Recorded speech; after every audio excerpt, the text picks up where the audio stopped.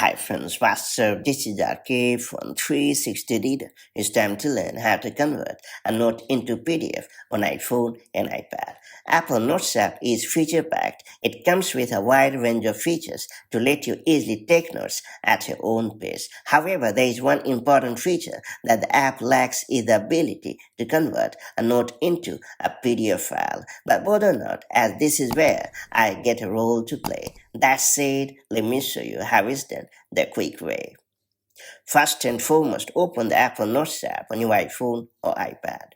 Then head over to a particular note that you want to turn into a PDF file. After that, tap on the Save button. Then choose Print in the menu.